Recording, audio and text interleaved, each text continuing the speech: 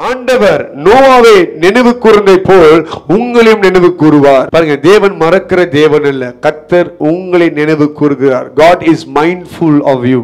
இந்த உலகத்துல எல்லாமே நம்மளை ஈஸியா மறந்துடுவாங்க. உங்க கணவன் உங்களை மறக்கலாம், மனைவி உங்களை மறக்கலாம், பிள்ளைகள் உங்களை மறக்கலாம், பெற்றோர் உங்களை மறக்கலாம், நண்பர்கள் உங்களை மறக்கலாம். நான் சொல்றேன், கர்த்தர் உங்களை ஒருபோதும் மறப்பதில்லை. God will never forget you. Hallelujah.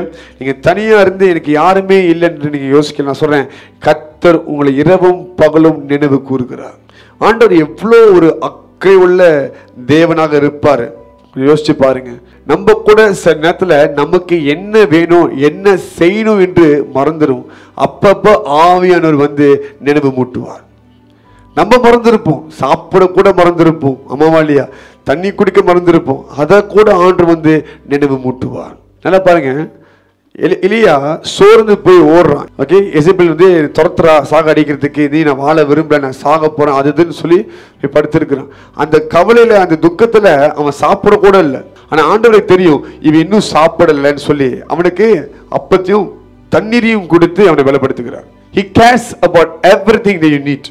என்ன தேவையோ, உங்க ஆகாரம், உங்க தண்ணீர் எல்லாத்தையும் கர்த்தர் நினைவு கூறுகிறார். ஒருபோதும் தேவன் உங்களை மறப்பதே கிடையாது. ஹல்லேலூயா. இந்த ஆதியாகமம் 7:8 நீங்க பார்த்தீங்கன்னா, கிட்ட ஒரு வருஷம் எங்க இருக்கிறான், பேழைக்குள்ள இருக்கிறான். யாரு, நோவாவும் அவனுக்கு குடும்பமும். அந்த ஒரு வருஷம் வாழ்க்கை தண்ணி மேல மிதக்கிட்டு இருக்கு. ஒரு க்ரூஸ் கப்பலில் போனா கூட எங்கேயாவது போய் நிப்பாட்டுவான், கரை நிப்பாட்டி அங்க போய் ஷாப்பிங் பண்ணிட்டு வரலாம், ஆமா இல்லையா. ஆனா இவன் கப்பல் ஒரு வருஷமா எங்க இருக்குது, தண்ணி மேலதான் இருக்குது. கொஞ்சம் யோசிச்சு பாருங்க. அதுவும் வெளியே திறந்து பார்த்தா எங்கேயுமே பசுமையா ஒண்ணுமே இல்லை, பச்சை பச்சைன்னு ஒண்ணுமே இல்லை, எல்லாமே தண்ணி தான். திரும்புறதெல்லாம் தண்ணி தான், கடல் தான் தெரியுது, தண்ணீர் மாத்திரம் தான் தெரியுது. ஒரு மலைகளை கூட பார்க்க முடியல. வயசான ஆட்கள்லாம் நீங்க பார்த்தீங்கன்னா எப்போதுமே பிளே கிரவுண்ட் நடப்பாங்க. என்ன நடப்பாங்க பார்த்தீங்கன்னா, ஜாகிங் பண்ணுறது மாத்திரம் கிடையாது, அங்க இருக்கிற அந்த பச்சை பச்சை இருக்கிற புல்லுங்களா பார்க்கணும், மரங்களை பார்க்கணும், செடிகளை பார்க்கணும். அதெல்லாம் பார்க்கும்பொழுது ஒரு இன்னர் ஹீலிங் நடக்க ஆரம்பிக்கும். It's important. ஓகே, நீங்க சாதாரணமா எந்த மிருகத்தை கூட நீங்க பூட்டி ஒரு இடத்துல வச்சா ரொம்ப நாள் இருக்காது, செத்துரும். அது வெளியே கொண்டு போயிட்டு தடல்லையும் வயலையும் விட்டாதான் அது செழிப்பா மாற முடியும். In the same thing I learned about life.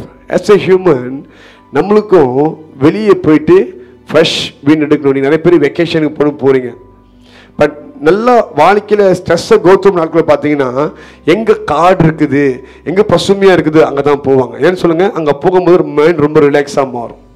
Natural can heel your inner man. இப்போ இந்த அனுபவம் யாருக்கு இல்லை, நோவாக்கு இல்லை. ஏன்னா அங்கே தண்ணி தான் இருக்குது. ஓகே, சாதாரணமாக நம்ம ஃபேரியில் போனாலே ஒரு மாதிரி மைக்கெல்லாம் நம்மளுக்கு வந்துடும், பரட்டி விட்டுரும், ஆமாவா இல்லையா. இப்படி இருக்கும் பொழுது ஒரு வருஷத்துக்கிட்ட அவங்க தான் ஒழுங்காக இருக்கிறான். அவன் வாழ்க்கை எப்படி அடைக்கப்பட்டிருக்கும் கொஞ்சம் யோசிச்சு பாருங்க. வெளியே போயிட்டு மார்க்கெட்டில் போயிட்டு 4 பேரை பார்க்கணும், கை கொடுக்கணும், பேசணும், ஒன்றுமே இல்லை. நம்மளுக்கு பேண்டமிக் வந்துச்சு, ஞாபகம் இருக்குதுங்களா.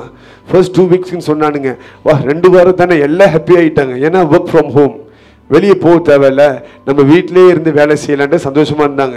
அப்படியே 3 மாசம் முடிஞ்சு எல்லாத்துக்கும் பைத்தியம் பிடிச்சிருச்சு. ஏன்னா அவன் வீட்டை விட்டு போனா கூட ஒரு ஆள் தான் போக முடியும், குடும்பமா வெளியே போக முடியாது அப்படின்னு சொல்லிட்டான். ஸோ இந்த மாதிரி ஒரு சிச்சுவேஷன், வெளியே போக முடியல. ஓகே, இந்த பிளே கிரவுண்டுக்கும் போக முடியல. ஆஃப்டர் ஆல் நம்மளால எத்தனைக்கும் வீட்டில் ஒரு ஆள் 2 பேராவது வெளியே போக முடியும், போய் ஏதாவது வாங்கிட்டு வர முடியும். அதுக்கே நம்மளுக்கு பைத்தியம் பிடிக்கிற மாதிரி இருந்துச்சுன்னா, இவன் ஒரு வருஷமா கப்பல்ல இருக்கிறான், பேழைக்குள்ள இருக்கிற அவன் வாழ்க்கை எப்படி இருக்கும் யோசிச்சு பாருங்க, எவ்வளவு கஷ்டமா இருக்கும். இப்ப இந்த காலத்துல இருக்க க்ரூஸர் பாத்தீங்கன்னா உள்ளே ஷாப்பிங் மால் கூட இருக்கும் சில இதுல. நோவாவோட பேழையில எல்லாம் மிருகம் இருந்துச்சு. கொஞ்சம் யோசிச்சு பாருங்க வாழ்க்கை எப்படி இருக்குன்ட்டு. ஆண்டவரை நீ மறந்துட்டாரா? ஒரு குரலை கேட்டோம், ஒரு சத்தத்தை கேட்டோம், மழையும் பேஞ்சு எல்லாம் வந்துச்சு, ஆனா இப்போ சவுண்டே காணும், ஆளே காணுமே. சம்டைம்ஸ் நீங்க சில காரியத்தை காத்துட்டு இருக்கும் பொழுது தேவன் உங்களை மறந்ததை போல உணர்வீங்க. You will feel like God has forgotten you. நான் சொல்றேன், ஆண்டவர் மறக்கிற தேவன் இல்லை. நீங்க அந்த காத்திருக்க காலத்துல அதுல பழகிடுவீங்க. You will be used to it. என்ன ஆயிரும்? You will be used to it. ஆனா அந்த டைம்ல ஆண்டவர் வெளிப்பட்டு, நான் இன்னும் உன்னை மறக்கலன்னு சொல்லி செய்ய வேண்டியதை செய்து முடிப்பார். மோர்தெக்காய் என்ற ஒரு மனுஷன் இருந்தான். அவன் ராஜாவோட உயிரை காப்பாத்திட்டான்.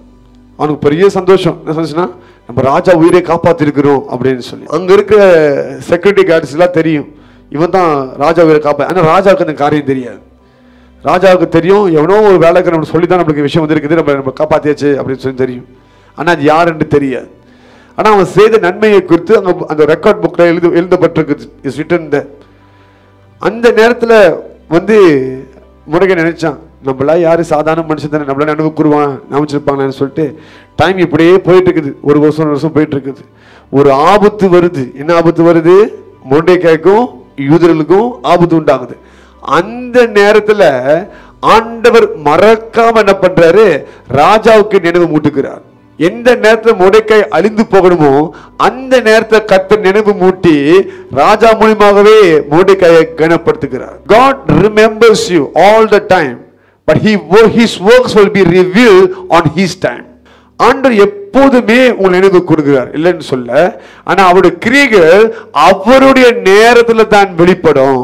சோ ஆண்டவர் அமைதியா இருக்கிறார்னா ஒண்ணுமே பண்ணாம இருக்காரு அப்படின்னு கிடையாது.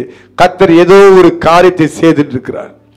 Something is happening, something is working behind the screen. Hallelujah. ஆண்டவர் தாமதிக்கிறார் மாத்திரம் நினைச்சிடாதீங்க, கர்த்தர் ஏதோ ஒரு காரியத்தை பண்ணிட்டு இருக்கிறார். இந்த சீசன்ல கர்த்தர் உங்க மேல காற்றை வீச பண்ணுவார். உங்க பிரச்சனைகள் அமர்ந்து போகும், உங்கள் அவமானங்கள் அமர்ந்து போகும், உங்கள் நெருக்கடிகள் அமர்ந்து போகும். கர்த்தர் தயவின் காற்றை அனுப்புகிறார். The wind of favor is about to blow on your life this season. இந்த காலகட்டத்தில் இந்த காரியம் நடக்க இருக்குது.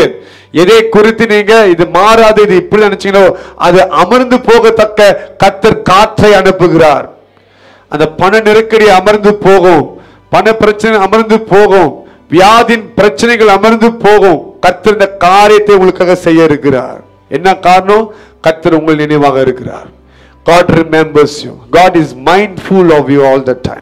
தயவின் காற்று இந்த காலம் ஆரம்பிக்குது. அந்த காற்றினால் கர்த்தர் உங்கள் வாழ்க்கையில் இருக்க எல்லா பிரச்சனைகளும் அமர்ந்து போகத்தக்க செய்ய போகிறார். ஹalleluya.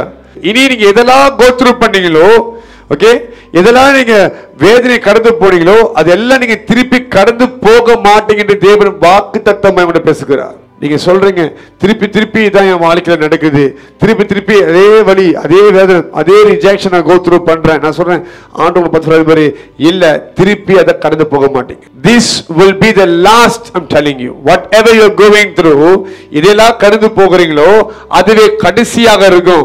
திரும்பி அதை நீங்கள் சந்திப்பதில்லை. Hallelujah.